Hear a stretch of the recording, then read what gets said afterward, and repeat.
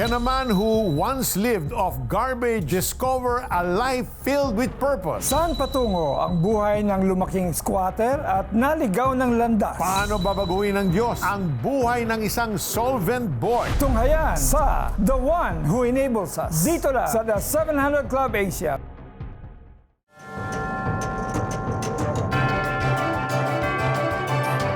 Lumaking salat sa buhay si Art. Kaya naman maaga pa lamang ay napasabak na siyang magtrabaho kapalit ang pantustos sa kanyang pag-aaral. Ipinasok ako ng mother ko sa isang mag-asawang may-ari ng tindahan. At parang ang role ko doon ay maging boy habang pinag-aaral. Pero nung time na yon, dahil madalas kong makaaway yung anak niya, dahil lalaki, na nakapagtapos pa rin ako ng pag-aaral. So, hanggang grade 1 lang. Muli siyang nagkaroon ng pagkakataong makapag-aral. Nung boss ng aking tatay ay kinuha ako para pag-aralin. Wala yung desire ko dahil yung guidance ng magulang wala. So hindi ako pumasok doon at naglayas na ako. Walang masasandalan. Doble kayod si Art upang mairaos ang bawat araw. Para kumita ng pera, so naging utusan ako doon ng mga JRO. At kumikita naman ako para makaraos lang magkapera. At maraming mga mahirap na bagay, yung pamumulot ng basura, pagtitinda ng ice buko, pagtitinda ng chicharon. So, yun yung aking pinasok. Nung matapos yun, pumasok din bilang isang kargador sa palengke. Sa pagbalik ni Art sa kanyang pamilya, isang pagsubok na naman ang kanyang kinaharap, ang pagpanaw ng minamahal na ina. Nung lumipas ang mga isang buwan ay nag-decide yung father ko na umuwi sa Samar. Halos buwan lang ang naging nag-asawa uli siya. Dahil sa sama ng loob, mas naging masasakitin ang kapatid ni Art na naging dahilan sa maaga nitong pagpanaw. Mas tumindi yung galit at sama ng loob ko sa tatay ko. Dahil doon ang naging paborito kong inumin ay gin. At paglasing na, naghahanap ng away. At madalas kong kaaway noon yung aking stepmother at yung tatay ko. Nagkaroon ako ng matinding galit talaga na gusto kong patayin yung tatay ko. May kasi pinipilit yung kuya ko na magtrabaho kahit may karamdaman. Na parang wala siyang pagpapalaga sa amin. Kinuha ko yung itak, gusto kong sugurin tatay ko. Kaya lang pinigilan ako ng mga tiyahin ko. Kaya nga, tinagurian ako doon sa amin si Kalabaw. Kasi doon sa amin kasi bakod. Pag may lasing ako, pag may nadaanan ako bakod, sira yan. Tinatadyakan ko, kaya inihila ko. Patuloy rin siya sa paghahanap ng away sa kanilang komunidad. Kaya naman, naging mainit siya sa paningin ng batas at mga NPA. Upang iligtas si Art sa napipintong kapahamakan, minabuti ng kanyang mga tiyahin na palikasin siya sa kanilang lugar. Dinala nila ako sa Maynila. Naging worse din yung buhay ko rito kasi wala naman akong pamilya. Lahat ng klase ng trabaho na pasok ko. Maghugas ng pinggan, naranasan ko matulog sa luneta, naranasan ko matulog sa loton. Di na inisip ni Art na may sukdulan pa ang kanyang paghihirap. Hanggang sa mapasok siya sa isang trabaho na may mabuting amo. Inanyayahan ako na umatin sa isang gawain sa bahay, Bible study. At ang nagtuturo ay isang babae. No? At doon sa kanyang salita, ang nag-strike sa akin ay yung word na ang Diyos ay buhay at sa Diyos ay walang imposible. Yung word na yon ay yun yung parang nagbigay sa akin ng hope. At doon ko naranasan na ang Diyos pala ay hindi lang palang katang-isip, kundi buhay pala siya at pwede mong maranasan. Sa tulong ng Panginoon,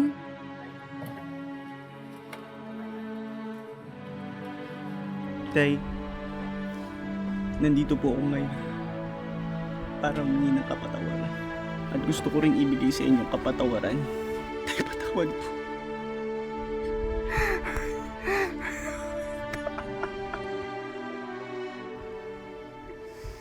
ang pagtanggap ni Art sa Panginoong Hesus ay nagbuhos ng pagpapala sa kanyang buhay.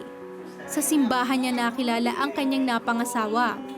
Mas sumaya pa ang kanilang samahan nang biyayaan sila ng 2 supling. Subalit, hindi naglaon. Muli na namang nahulog sa patibong ng kaaway si Art. Naimpluwensyahan siyang gumamit ng bawal na gamot sa kanilang trabaho. At yung iniipon ko para sa pamilya ko ay nagamit ko sa aking sarili. At naging worse na rin yung buhay ko. Na-involve ako sa iba't ibang away. Naging dahilan nito upang maging masama ang reputasyon niya sa kanyang trabaho. Dito, naramdaman niya ang masidhing pagnanais na magbago. At minsan pa, Nangusap ang Lord sa akin during time na yon. Nadatnan ko yung anak ko na nakahiga, yung bunso kong lalaki. Narinig ko yung word. Sabi niya, paano mo sasabihin diyan sa anak mo kung ikaw mismo ginagawa mo ang bagay na yun? Lumod ako. Umiyak ako, nagpray ako sa Lord. Sabi ko, Lord, hanguin mo muli yung buhay ko sa kinakasadlakan ko ito. umalis si Art sa kanyang naging trabaho at sa pagkakataong ito, iginugol niya ang kanyang buhay sa paglilingkod sa Diyos. Noon may tapang ako pero ang takot ko yung ballpen at yung papel at yung magsalita sa mga tao. Kasi masyadong mababa yung tingin ko sa sarili ko. Pero nagbago ang lahat ng yon. Hindi pala hadlang yung hindi ka nakapag-aral kung talagang magbibigay ka ng buhay sa Panginoon. At para matuto, nung nag-aral ako, una kong prinactice magsulat ay yung pangalan ko. Pagtapos basa at naging aktibo ako sa mga conference. Sa kasalukuyan, kabalikat ni Art sa paglilingkod sa Diyos ang kanyang pamilya. Walang sawa siyang naghahayag ng pag-ibig ng Diyos sa mga tao sa kulungan, maging ng mga naging alipin ng bawal na gamot. Ang kanyang adhikaing ito nagmula sa pagbabagong naranasan niya mula kay Hesukristo. Ikalawang Korinto 12, ang sabi ng Diyos, sapat yung aking tulong, kung saan ka mahina, doon ako malakas. Awesome. Grabe ang buhay ni Art. Talagang, pero hindi marunong magsulat, tinuruan niya yung sarili niya. Hindi marunong magsalita, tinuruan niya yung sarili niya. He's a walking miracle. Yeah. Talagang that verse that God is able to do the impossible is so alive in his life. You know, Art discovered that true hope does not come from money or opportunity. It comes from Jesus Christ, the one who enables us to change from inside out. God doesn't only want to lift us out of poverty, He wants to free us from sin, bitterness, and brokenness that keeps us bound. Minsan akala natin pera lang ang kulang sa buhay natin. Pero mas malalim pa pala doon. Kulang tayo ng lakas, direksyon at pag-asa. At tanging ang Diyos ang nagbibigay ng lahat ng iyon. Psalm chapter 34 verse 6 tells us, "This poor man called, and the Lord heard him. He saved him out of all his troubles." Are you facing hardships, challenges like Art once did? Kung ikaw ay pagod na, sugatan at nawawala ng pag-asa, ang Diyos ay handang tumulong sa iyo ngayon. It all begins with a sincere prayer, a prayer that comes from our heart. And if that is your desire, let's pray to the Lord, who will hear you and who will answer you. Just say, "Dear Lord Jesus, here I am. You know my life. You know my story. You know my past. Yet the amazing thing is this: you still love me. You still offer me hope. You still went to that cross, gave your very life, shed your blood, so that today I can have forgiveness of sins." What a precious gift. So Lord, all of me, all of my being wants to say, "Yes, Lord. Maraming salamat." And I confess all my sins and ask your forgiveness. Lord Jesus, I invite you now to be my Lord, to be my Savior, to be the God that will continue to empower me, anoint me, give me the strength every single day that I may continue living a life that pleases you. Thank you for loving me. Thank you for saving me. This is my prayer in Jesus' name. Amen and amen. Sumabay ka ba sa prayer at tinanggap si Jesus bilang Diyos at tagapagligtas? Balitaan mo naman kami. Please send us the message, "Yes, tinanggap ko si Jesus," through text or via the 700 Club Asia Facebook Messenger o comment section ng YouTube channel o tumawag sa Prayer Center para maipagdasal ka namin. Grow in your faith. Join our online Bible study group today. Just type BSG in the comment section of the 700 Club Asia YouTube channel or Facebook Messenger to receive details. If you prayed sincerely and invited Jesus in your heart, you have begun a new life in Him. Hindi ka nag-iisa. may handang makinig at manalangin para sa iyo. Our prayer center is open 24/7. Call 8737-0700 or text 0917-126-1442. At makakakuha ka rin ng encouragement na hinahanap mo para sa araw-araw. Sa The 700 Club Asia, sa Facebook, sa YouTube, Instagram, TikTok at Spotify. Up next, the story of Rod Clemente, once an addict and a womanizer. How did God transform his life? Stay with us. Health is wealth. Unlock the secrets to a healthy body, mind, and soul habang tinutulungan din ang mga batang magkaroon ng maayos na kalusugan, edukasyon, at good values. Sa iyong donasyon na 500 pesos o higit pa sa CBN Asia, makakatanggap ka ng exclusive streaming access sa Ageless Living, Secrets to Longevity video series, at bonus na digital booklet upang matulungan ka sa iyong wellness journey this year. Your monthly giving brings true wealth for you and the next generation we're helping together. Become a CBN Asia partner today. Ang pagmamahal ay hindi lang emosyon. Dapat hindi lang sinasabi, dapat may gawa din. Mga kwento ng malasakit, pagkilos at tunay na pagbabago dahil sa Love in Action. Panoorin February 9 to 13 at 16 to 20, 12 midnight sa GMA at live streaming sa Facebook at YouTube. Ang salita ng Diyos ay isang tanglaw.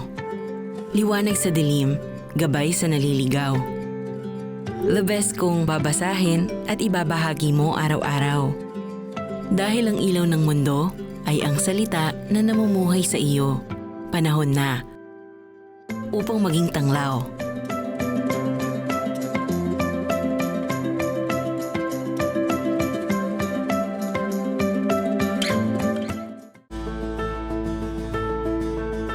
At the 700 Club Asia, we believe in the power of prayer. Not just praying once, but praying persistently. We invite you to push, pray until something happens. Ang panalangin ay hindi lang mensanang paghingi. Ito ay pagtitiyaga. Ito ay paninindigan. Ito ay pananampalataya at pakikipaglabang espiritual. Kapag sinabi nating push, magdasal ka hanggang may mangyari. Manalangin po tayo ngayon. Amang Banal, maraming pong salamat sa iyong bugtong na anak, ang aming Panginoong Hesukristo. Kasi siya pong dumidinig, Panginoon, sa lahat ng aming panalangin. Dalangin ko, O Diyos, sa lahat ng mga nanonood, maranasan po nila ang kaligtasan, maranasan nila ang kagalingan, maranasan po nila, Panginoon, ang masaganang pamumuhay, Lord God. At kung sino man ngayon, Panginoon, ang nanonood sa amin at may karamdaman sa pangalan ni Jesus, dinideklara ko na ikaw ay magaling na sa pamamagitan ng banal na dugo ng Panginoon at sa mga sugat na kanyang tinamo, ikaw ay magaling na. Ganoon naman sa mga taong nasa krisis at may mga nakakaranas ng kawalan sa pangalan ni Jesus, I declare, Lord God, that your abundant blessing be upon them. We call on the wealth of nations, opportunities, Lord God, sa kanila pong mga negosyo at sa kanila pong mga livelihood. At Lord, sa kanilang kalagayan, dinideklara ko that all will be well with them, that they will experience peace that passes all understanding. And victory be yours in Jesus' name. Amen. Mula rito sa Life Place Retreat and Event Center sa Alfonso, Cavite, let me encourage you that whether you are believing for healing, provision, or restoration, God hears your every prayer. Nagnalangin si Peter Kairos at ako'y sumunod. Naramdaman ko na tuloy-tuloy ang pag-recover ko. Doon ko naranasan yung kapangyarihan ng Diyos. Wala kaming pera pero naitayo namin yung farm na ito. Nag-restore sa akin, finances, trabaho, lahat po yan galing sa Panginoon. Tulad ba nila ay sinagot din ng Panginoong Jesus ang iyong panalangin? We want to hear it from you. Please text answered prayer and share your story with us. Send it to 0917-126-1442. Batang tondo si Rod. Dito, nakasanayan niya ang magulong paligid na humubog sa kanyang pagkatao. Maaga siyang napasama sa mga barkada at natikman ang iba't ibang bisyo. Di nagtagal, napabayaan niya ang pag-aaral at 3 beses nagpalipat-lipat ng kurso sa kolehiyo. Taliwas ito sa mga aral na itinuro ng kanyang ina na mag-isang nagtaguyod sa kanilang magkakapatid mula nang nag-OFW ang ama at kalaunay pumanaw dahil sa sakit sa puso. Bagamat bata pa lang si Rod nang maakay ng kanyang ina sa Kristiyanong simbahan, pinili pa rin niyang tahakin ang landas na malayo sa kalooban ng Panginoon. Pero sa kabila ng baluktot niyang pamumuhay, nagagawa pa rin ni Rod na makapaglingkod sa kanilang simbahan bilang bahagi ng music ministry. Hindi nila nalalaman ako ay tumutugtog na sabog pa ako sa drugs.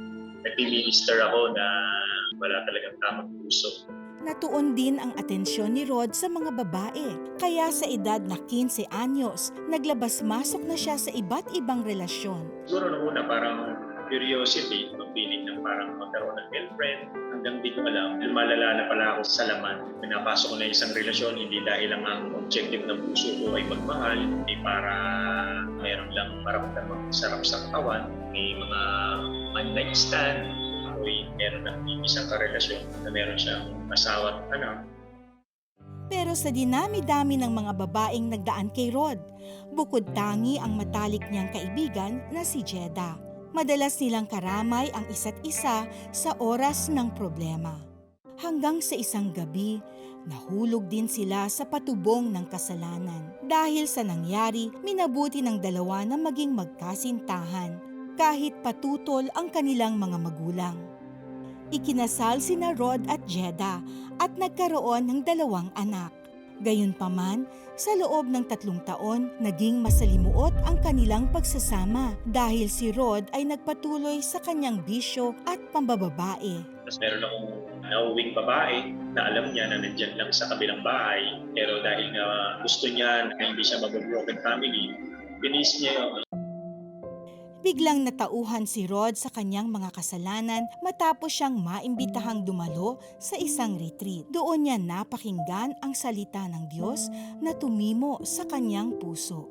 Kapag ako ay nasa encounter God retreat na yun, para akong isang bato na pinupukpok ng martilyo na binabasag, tinitibag ng bawat salita na naririnig ko. Yung topic nun is coming back to the Father. Hanggang makita ko yung sarili ko na parang isang prodigal son. Iyak ako ng iyak. Kasi nandun na nga ako sa point na nare-realize ko na sobrang ang layo ko sa Diyos. Dami kong nagawang pagkakamali. Dami kong mga nasaktan tao. Nakita ko ang Panginoon, sobrang lawak ng pagmamahal niya sa akin. Nagkaroon ako ng matinding realization, kagaya ng prodigal son. Nang sabi doon, babalik ako. Naisip ko yung nanay ko, naisip ko yung asawa ko, naisip ko yung pastor ko. Hinanap ko silang lahat para humingi ako ng patawad. At sa oras na yon, tunay niyang tinanggap si Jesus bilang Panginoon at tagapagligtas. Dahil sa pinadamang pagmamahal ng Diyos sa kanya, sinikap ni Rod na magbago. May challenge din sa akin nung ako ay nagta-transition magbago. Kasi nga, pinutol ko lahat, barkada ko lahat ng connection ko sa mga babaeng nakarelasyon ko. Sinolo ako ng Panginoon at sinolo ko rin ang Panginoon. Doon ako natutong bumuklat ng Biblia sa sobrang kauhawang ko sa salita ng Panginoon na gusto kong makilala siya. Sinuyo muli ni Rod si Jeda at inayos ang kanyang relasyon sa asawa at mga anak. Naroon na yung respect, naroon na pagmamahal, nandun yung pangangalaga para sa kanila. Sa paglalim ng kanyang relasyon sa Panginoon, nag-alab din sa kanyang puso na maibahagi sa iba ang salita ng Diyos. Hinawakan ko yung salitang, "He who wins souls is wise." Nag-umpisa ako sa mga kabataan. Ginamit ko yung talento ko sa music. Pagkatapos silang turuan, iimbitahan ko sila sa church. Nag-share na ako ng Word of God sa mga bata na yun. Sinikap din ni Rod na makabalik sa eskwela. Hindi naman naging hadlang ang kanyang edad para makapagtapos sa kolehiyo. Kasabay ng pagganda ng kanyang pamumuhay ay ang pagtawag ng Panginoon sa kanya para maglingkod bilang pastor. Magandang regalo naman sa kanilang pamilya ang pagdating ng bunsong anak na kumumpleto sa kanilang masayang pagsasama. Pinagpapasalamat ko sa Panginoon yung pinili niya ako kahit hindi ako deserve na piliin niya. alam ko na dapat ang buhay ko ay laging nakasabit sa Kanya. Wala ako na mayroong Diyos na nagmamahal sa iyo. Paniwala ako na may Diyos na magpatawad ay sagana. Minsan hindi natin ma-imagine kung yung isang tao, kung gaano kadilim ang kanyang pagkatao because of the brokenness in his life, pero maaari siya ulit i-restore ni God. Tama. Completely. Nothing missing, nothing broken, all new. Rod's story reminds us being poor is not only financial. It can be a mindset shaped by pain. Pero kapag binago ng Diyos ang puso mo, tiyak magbabago rin ang direksyon ng buhay mo. The book of James chapter 2 verse 5 says, "Has not God chosen the poor in this world to be rich in faith?" If you want to know Christ deeper in your life, we have a prayer center representative waiting to receive your call and help you jumpstart your faith journey in Christ. Magbabalik ang The 700 Club Asia with another powerful story. Stay with us.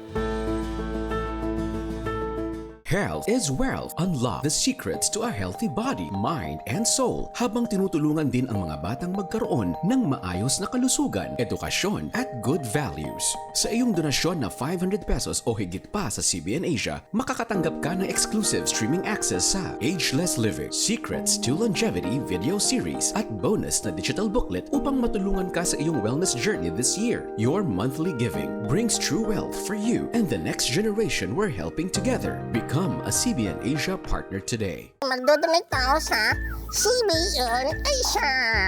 Oo, bait naman. Sige. Type mo cbnasia.com/give. CBN Asia.com/give. Yan. Okay pa. Kaya mo na yan. Madali na yan. Ikaw na. Tulungan niyo po. Ang dami pong itatype eh. Tapos 4 lang yung daliri ko. Tapos ang dami pang hihinging details. Iba na eh. Ay, iba na. Iba na po. Icons na oh. Opo. Nagbago na yan ang nila oh. Kaya ko na po to. Sige. Excuse kero to. Ako na po dito. Relax na lang po yan. Yan. Pagkatapos ko, Kuya Rodel, ikaw naman po mag-donate ha. Ikaw nga po, 5 daliri mo, di ka nagdo-donate eh. Anong hindi? Kaka-donate ko lang sa cellphone. Sobrang dali na pala. Ano pa hinihintay natin? Donate na!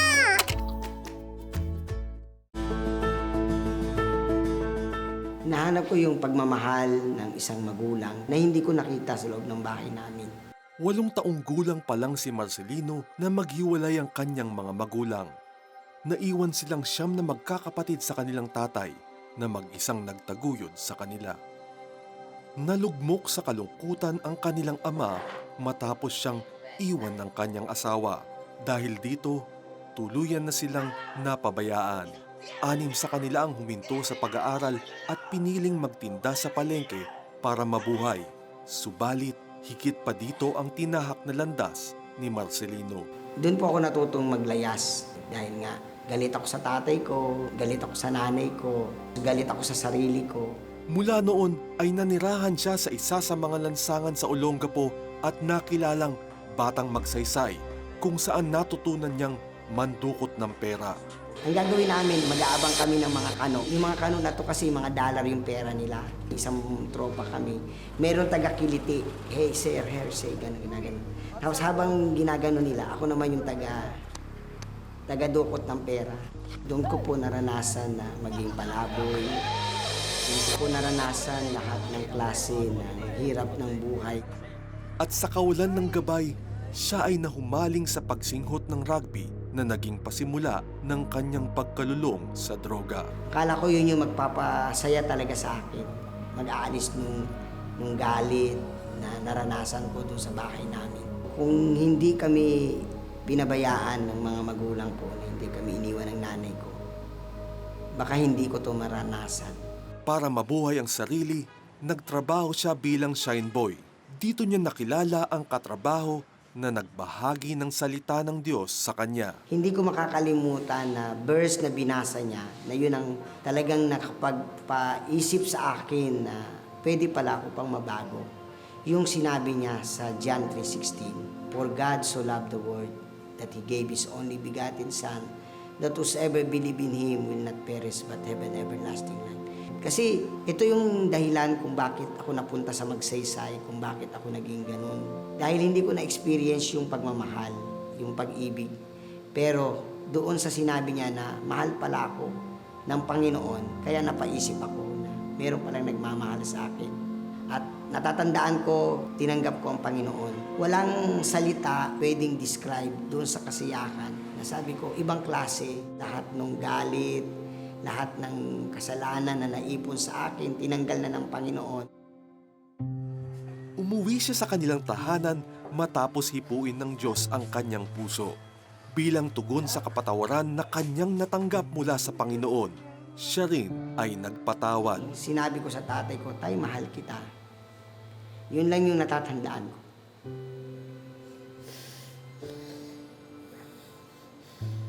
Sabi ko, kahit na pinabayaan mo kami, hindi mo kami pinag-aral, mahal ka namin, mahal kita, sabi ko sa tatay ko.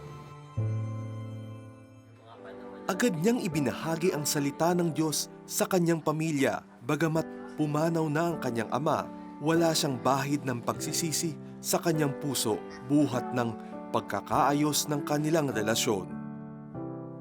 Sa pagsisimula ng isang bagong buhay, biniyayaan siya ng Panginoon ng butihing asawa at 3 anak.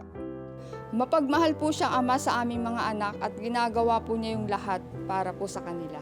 Doon yung pagmamahal na inaalagaan ko sila, tinuturuan ko sila ng salita ng Diyos. Yun yung isang bagay na ipinamana ko sa mga anak ko. Sa pagtibay ng kanyang pananampalataya, tinanggap ni Marcelino ang panawagan ng Diyos na maging isang pastor.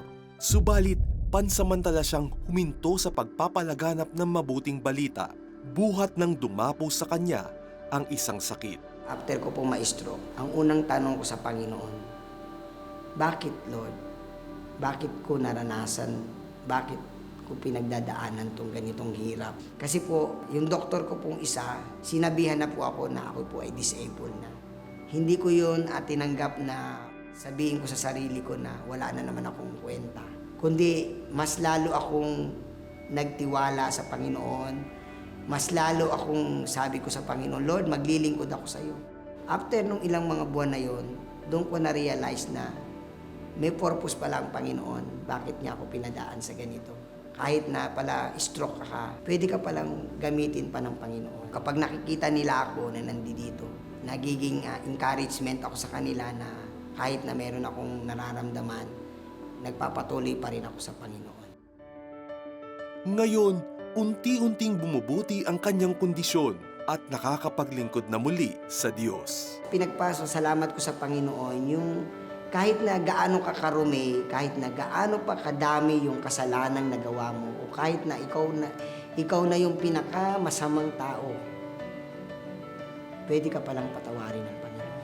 Siya yung nagbigay ng completeness sa buhay ko. Natagpuan ko ang Panginoon at binago po ako ng Panginoon at pinili ako ng Panginoon na maging lingkod niya. Peter, talagang grabe ang naging buhay ng ating kapatid. Kahit may kapansanan ka, kailangan ipakita mo talaga na ikaw ay gagamitin pa rin bilang encouragement sa lahat. Tama. And Marcelino built on solid foundation. Yung word ni God ang unang ininvest niya sa kanyang pamilya. From a solvent boy to a shepherd of souls. This is what happens when God enables us and transforms our lives. Kapag wala ka ng lakas, ang Diyos ang magbibigay sa iyo ng kakayahan.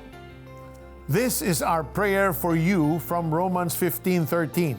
May the God of hope fill you with all joy and peace as you trust in Him. Naway punayin kayo ng Diyos ng pag-asa at bagong simula. God bless you.